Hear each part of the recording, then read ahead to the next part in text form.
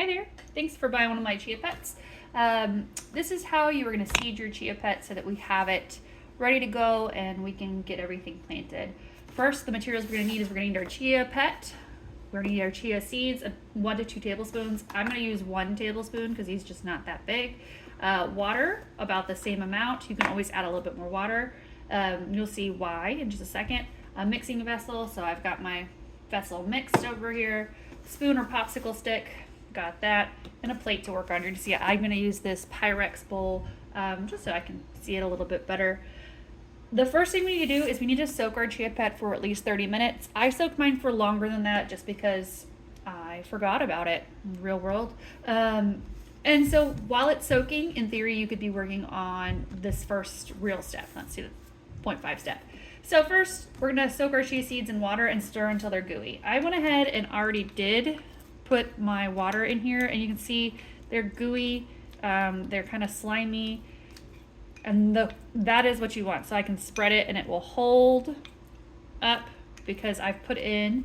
I can always add some more water if it's gonna help me spread it. So just a little bit more from my little mug here. I'm just stirring until it's real slimy and gooey.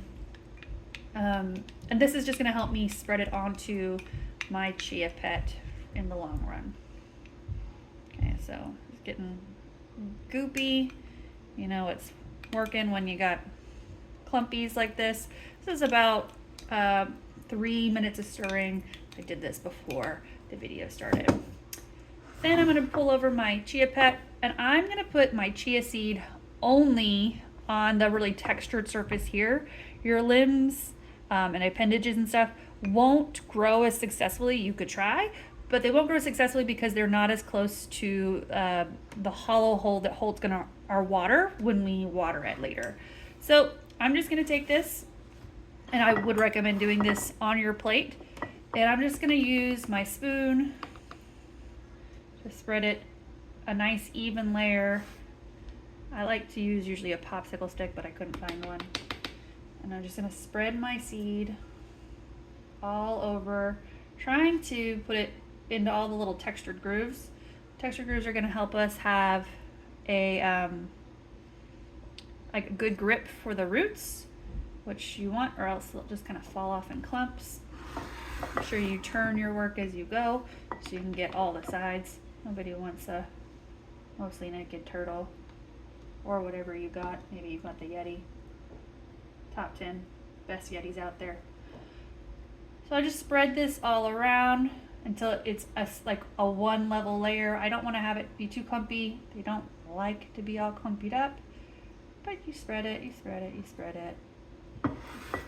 Get it through all the whole thing. Then after we spread it all out, and it's everywhere we want it to be, we want to make sure that this hole in the top is still accessible. Don't clog it or put things in there. We're gonna then take this guy and we're gonna water him straight into that hole. You don't want to put water on the seeds again because it can wash them away at this state. And one of the benefits to them being real sticky is that they stay pretty good, but they can have problems in the long run if you water them in a way that makes them rush off. So I'm just gonna spread it all the way, make sure I got it everywhere that I want Chia to grow. I think I did a decent job. Just the back of my spoon if I need to. And boop, boop, boop, boop. Okay, so now that I got my Chia all set, it's everywhere all over him. I'm gonna water into that hole. I'm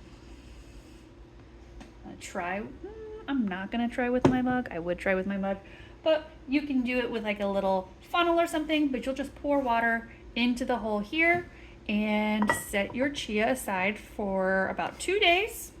After 2 days, you might get some sprouts.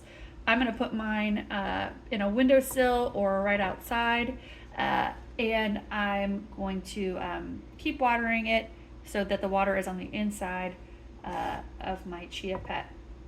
You do want to keep them in a plate or on a jar or something like that, so that when the water is in it, it doesn't seep out and make a little puddle on other surfaces. If you keep them outside, no big deal. Also, if you got spare chia, which you probably do like me, it's totally edible and full in fiber. So, hope you had a fun time making your Chia Pet, and I hope to see beautiful pictures. Thank you for coming along for this adventure as I get all this sticky chia off me, and I hope to see you again another time.